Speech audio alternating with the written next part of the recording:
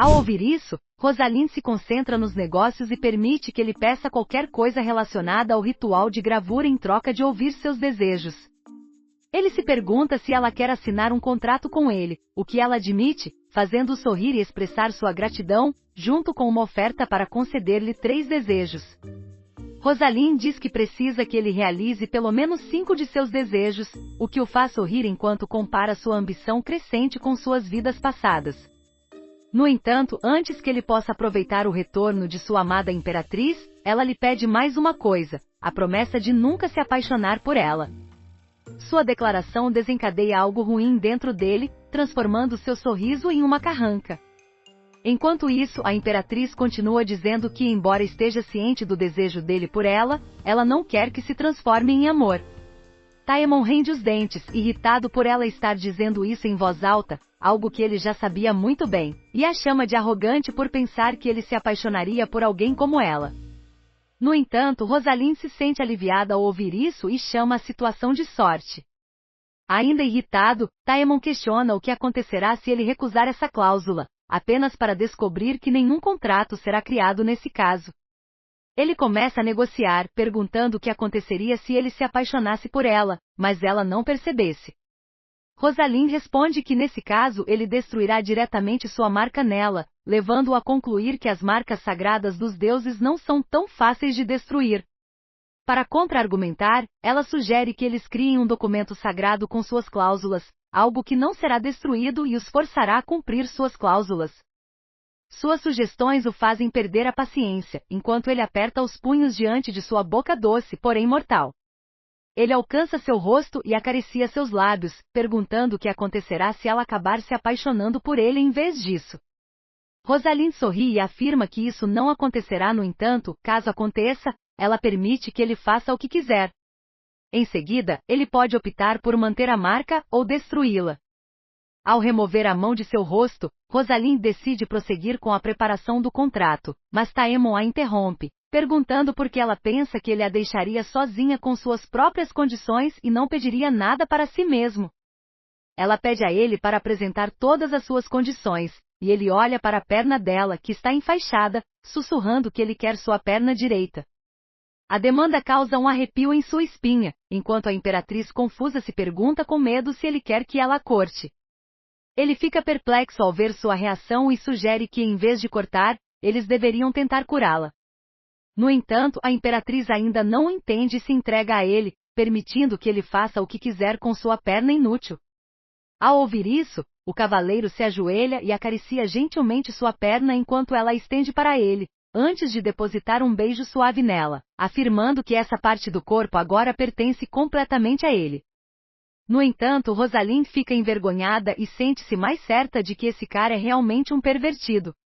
Enquanto isso, no Palácio Real de Thanatos, Gelati causa estragos e continua incomodando seu mordomo para buscar mais remédios para sua angústia no coração, mesmo quando o pobre mordomo tenta argumentar com o imperador insano e explica que os remédios só irão piorar sua situação de acordo com o que os médicos têm dito.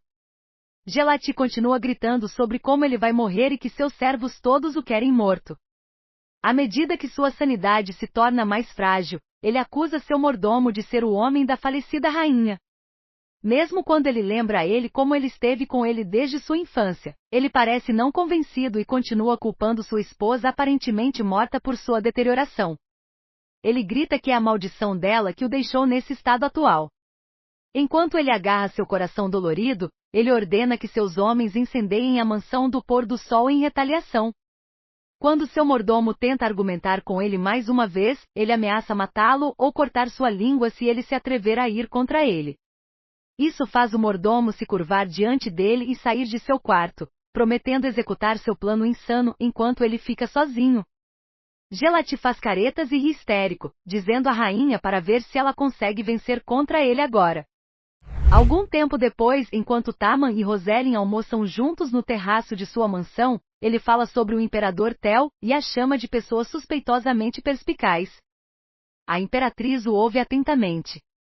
Ele explica que, apesar de usar o couro de veado para suborná-la, ela ainda parece bastante irritada com a existência de Roselyn. Esta última se pergunta como ele pode dizer isso e ele faz um gesto em direção aos servos e plebeus que vagam abaixo deles e pede para ela notar a grande quantidade deles. Ele deduz que as pessoas têm o seguido e observado os dois, fazendo a mulher se perguntar por que o imperador iria tão longe dado que ela tem um bom relacionamento com Taman. Ele simplesmente afirma que é porque ela é suspeita e possivelmente sentiu algo estranho quando se encontrou com ela em sua mansão meses atrás. No entanto, como ela não tem nenhuma prova contra sua verdadeira identidade, ela tem enviado pessoas para recolher evidências. Roselyn ouve atentamente sua dedução especializada, mas não faz nenhum comentário próprio. Em vez disso, ela põe a colher de lado, fazendo Taman se perguntar se ela não gosta da comida. Roselyn responde que é apenas que ela está satisfeita, ganhando um sorriso do cavaleiro, que brinca que ela não será capaz de passar pelo ritual de gravação se ela comer assim, deixando-a envergonhada. Ela pergunta se essa é a única maneira de marcar um ao outro, e Taman não sugere uma alternativa, fazendo-a suspirar com a cabeça nas mãos enquanto agarra a toalha de mesa e se amaldiçoa por ser tão facilmente encantada por seu rosto. Taman se pergunta o que está acontecendo, mas ela simplesmente o ignora, dizendo que entende afinal. Então, um servo coloca pratos cheios de ostras diante deles, e Taman explica à imperatriz como essas ostras são uma das mais raras iguarias do mar do mundo. Surpresa ao ver como elas são na vida real, Roselyn questiona se elas realmente são ostras, fazendo-se perguntar se ela nunca as experimentou antes. Ele continua encorajando-a a experimentá-las, e assim que a imperatriz coloca um pedaço em sua boca, suas papilas gustativas são instantaneamente satisfeitas, algo que o cavaleiro não deixa de notar. Ele sorri para a reação dela e informa como essa iguaria tem um nome próprio e também é conhecida como grito da noiva, pois tradicionalmente é algo que um casal casado tem antes da primeira noite juntos. Depois de consumir isso, a noiva passa a noite gritando, e assim o prato tem seu nome peculiar. Enquanto o homem sorri gentilmente, ele promete testá-lo esta noite e ver por si mesmo se o nome combina com a iguaria ou não. Sua discussão sem vergonha enfurece Roselyn, que se levanta furiosa de sua cadeira e se aproxima dele. Enquanto isso, Taemin continua brincando sobre o quão longe é a meia-noite mesmo agora e que ele não pode esperar para que ela chegue. Chutando sua comida vigorosamente com irritação, ela pede para ele calar a boca e embora ele brinque sobre seu temperamento, Taemon promete não ser vulgar novamente. À noite, Renazo cavalga rapidamente até a mansão de Taiman e assim que ele entra em sua casa, pergunta sobre seu paradeiro ao caseiro. O caseiro diz a ele que ele está tomando banho e embora o momento o deixe desconfiado, ele pede ao mordomo que o avise que ele está aqui para vê-lo sobre um assunto urgente. Enquanto ele se acomoda em um sofá em sua sala de estar e fica dolorosamente cansado de esperar, ele explode com Taemon quando ele finalmente aparece e questiona por que ele demorou tanto, brincando que ele está agindo como um noivo em sua noite de casamento. Taemon se pergunta por que ele está aqui tão tarde, apenas para ser completamente ignorado pelo homem, que em vez disso se pergunta por que ele está cheirando tão bem, lembrando-se de que ele odiava usar shampoo e cheiros doces mexendo em seu cabelo. Taemon simplesmente afirma que as pessoas podem mudar e se pergunta por que ele está aqui mais uma vez, voltando ao seu comportamento habitual. Lonaço revela que o imperador está monitorando sua casa e que ele viu homens suspeitos espreitando também na casa de Taemon em seu caminho para cá e se pergunta por que isso é. Taemon simplesmente afirma que é porque o rei sabe sobre a verdade, deixando a boca de Linace escancarada de surpresa, enquanto seu comandante continua explicando como Theo invadiu seu quarto algumas noites atrás e descobriu Roselyn. Ele revela que mentiu sobre Roselan ser uma escrava para convencê-la, deixando Linaço se perguntando se ele realmente acreditou nisso. Taemon afirma que se ele acreditasse, ele não estaria monitorando sua casa agora, fazendo Linaço se preocupar com o que aconteceria se a verdadeira identidade de Roselan fosse descoberta. Taemin questiona o que pode acontecer afinal, já que o imperador não pode tirá-la dele, uma afirmação que alivia Linaço, que concorda com ele instantaneamente. Suspirando, ele então mostra um pequeno pergaminho enrolado para Taemon e revela que o encontrou em um leilão e achou que seria útil na certificação. Nele está escrito que para dar vida, faça a marca antes que a sexta lua se levante e a quinta noite passe. E se alguém desejar tomar posse do tesouro, ele deve resgatar a criança tentando passar pela fronteira, caso contrário, tudo pertencerá aos mortos. Enquanto Taemon lê cuidadosamente, ele compara com a profecia sobre seu poder, que também envolve o contraste entre vida e morte, levando-o a se perguntar se alguém já sabe sobre seus planos. Ele pergunta a Linaço se mais alguém já viu, apenas para descobrir que ele é o único, o que faz Taemon pedir a ele para manter segredo por enquanto. Enquanto Rosalind se prepara para o ritual de marcação e se ensopa em um banho quente com aroma de rosas, ela lembra a si mesma que é apenas uma marca e um contrato e se pergunta por que se sente tão nervosa com isso. Momentos depois, enquanto ela está do lado de fora do quarto de Taeman, ela hesita em entrar a princípio. Eventualmente, ela solta um suspiro e decide entrar, apenas para descobrir que sua cama ainda está vazia e ele ainda não está aqui. Perguntando-se o que deve fazer, ela se acomoda na cama dele e enquanto mexe nas mãos nervosamente, sua ansiedade a traz de volta a uma de suas memórias mais temidas. Ela se lembra de como uma noite, um Gelati bêbado e sem sentido entrou em seu quarto e questionou por que e como alguém a abraçaria se ela continuasse parecendo um cadáver frio e duro. Não recebendo resposta, exceto por seus olhos profundos e inabaláveis olhando para o horizonte, isso só o enfureceu mais. Enquanto ele quebrou a garrafa de vinho em suas mãos, insultou seus olhos violetas, comparando seu olhar ao de pessoas mortas e atacou como seu rosto destrói o humor de um homem, Rosalind continua a se manter calma e quieta. O imperador bêbado continuou a insultar sua aparência, questionando se ela sequer tinha emoções e disse que, como ela está morta por dentro, não pode mostrar nenhuma delas. Voltando ao presente, enquanto Roselan permanece sentada na cama, ela percebe que está se sentindo nervosa depois de tantos anos, simplesmente porque foi anestesiada pelo tratamento cruel que recebeu das mãos de Gelati. Nesse momento, Taemon entra no quarto e se diz honrado de estar em sua companhia, questionando o que ele deve fazer agora, enquanto se ajoelha diante dela e sorri. Enquanto ele olha para cima, ele confessa que esperou a vida toda por ela e que ela é como um presente para ele, deixando-a atordoada. Enquanto ele se acomoda ao lado dela, ele admite que tudo tem parecido um sonho desde o momento em que a conheceu nas montanhas geladas de Crotúria, o que instantaneamente abala a imperatriz. No entanto, ela imediatamente se recompõe e lembra a si mesma para não se deixar levar por esse homem.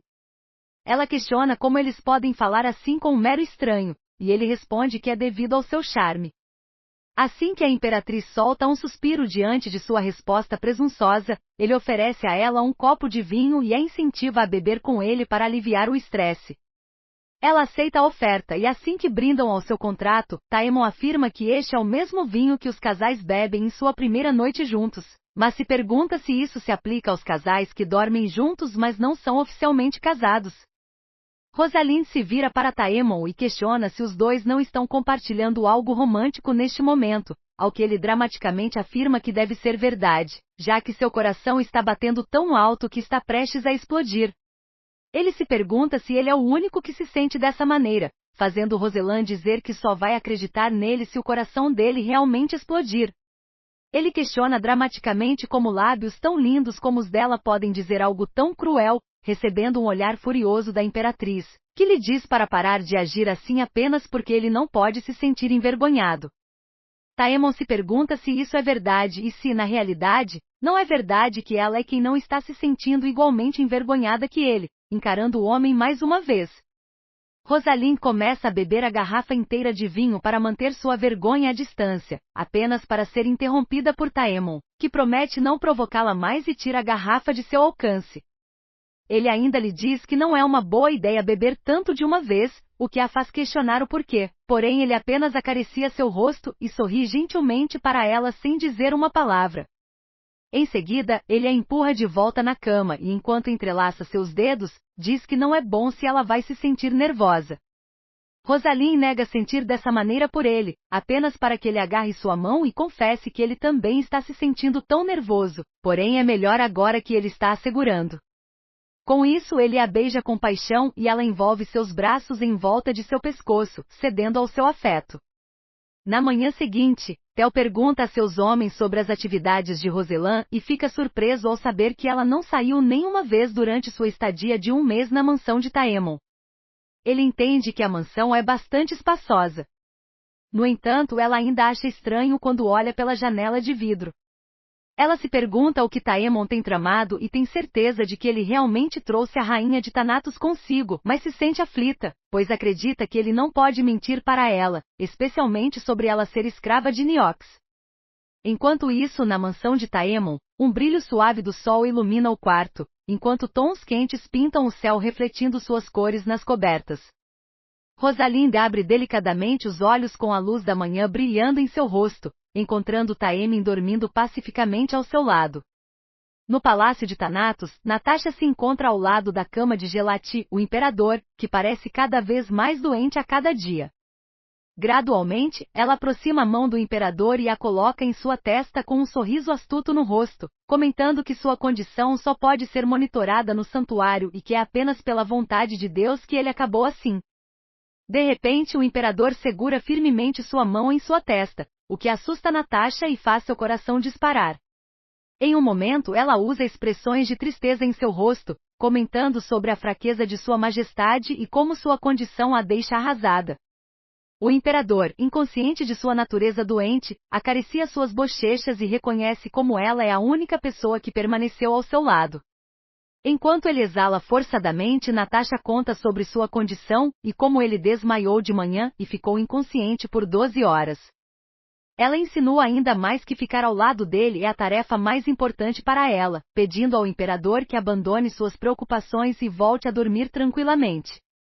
Vendo a preocupação refletida em seus olhos, o imperador está determinado a tornar Natasha sua rainha, e ela imediatamente insiste que não está cuidando dele para alcançar esse objetivo oculto, mas sim ela se preocupa profundamente com o imperador. Ao perceber a fadiga em seus olhos, ela segura suavemente sua mão e pede a ele para deixar de lado suas preocupações e relaxar completamente. O imperador tropeça em suas palavras e, com os olhos pesados, reitera sua intenção de fazer de Natasha a rainha de seu país, enquanto seu aperto afrouxa em sua mão e ele rapidamente adormece. Enquanto segura sua mão, Natasha percebe o suor em suas palmas e se pergunta o que aconteceu nos 5 minutos em que ela esteve no quarto que levou a sua transpiração profusa. Pensando sobre seu futuro caso o imperador faleça, Natasha coloca a mão em sua barriga grávida e silenciosamente implora para que ele viva até que ela dê à luz seu filho. Enquanto ela reflete sobre as habilidades aparentemente medíocres do imperador enquanto ele está deitado em sua cama sofrendo com sua doença, ela sai do quarto com a mente ainda preocupada com sua condição e quantas pessoas ele matou que o levaram à sua doença atual. Enquanto atravessa o salão do palácio e para em frente ao retrato do imperador, ela o considera um caso lamentável e expressa sua decepção, observando que sua majestade possui apenas poderes medíocres. Os navios navegam pelo Mar do Amor, e Rosalind e Taemin se encontram sentados à mesa do terraço, desfrutando do chá. Rosalind desdobra uma carta em sua mão, cujo conteúdo diz que eles devem salvar a criança que chega do mar antes que a sexta lua se levante no céu e a quinta noite passe, e se eles não conseguirem salvar o menino, os tesouros que ele possui serão entregues aos mortos. Lendo o conteúdo da carta, Rosalind se pergunta se o documento se refere à vida de Taemon e à morte de Gelatia e se essa é a interpretação correta. Aqui a palavra criança se refere ao nosso herói, que carrega o sagrado colar que ela lhe entregou para proteção. Após ler a carta, Roselan imediatamente declara que eles devem salvar a criança o mais rápido possível. Sua declaração encontra uma pergunta de Taemon, que pergunta se ela conhece pessoalmente a criança. Roselan revela que entregou o tesouro a essa criança. Taemon expressa suas preocupações e sugere que alguém possa já estar ciente da situação deles. Em resposta, Roselan enfatiza a urgência de localizar o garoto chamado Arsanza, o mais rápido possível antes que ele chegue ao continente. Ela também revela que o menino está viajando em direção a Loebra, a pedido dela, carregando o tesouro consigo. E como a carta menciona C, deve significar que o garoto foi capturado em Hover. Expressando sua preocupação, Roselan diz a Taemon que não tem ideia para onde o navio está viajando. Em profunda consideração, Taemon aponta que se Arsanza embarcou no navio para Rohavra, ele deve ter partido de Tos. Ele continua explicando que 3 países podem ser alcançados pelo caminho do mar, sendo um deles Amor. No entanto, ao ver a aparente dificuldade de entrar em seu porto, ele exclui Amor como destino final do navio. Muito obrigado por assistir a este vídeo. Se você gostou do que viu, por favor, deixe seu like. E se ainda não é inscrito, considere se inscrever. Estamos com uma meta de alcançar 10.000 inscritos e se conseguirmos, poderemos aumentar nossa frequência de postagem para um vídeo por dia. Então não perca tempo. Clique no botão de inscrição e faça parte da nossa comunidade. Juntos podemos fazer isso acontecer. Obrigado pelo seu apoio e até o próximo vídeo.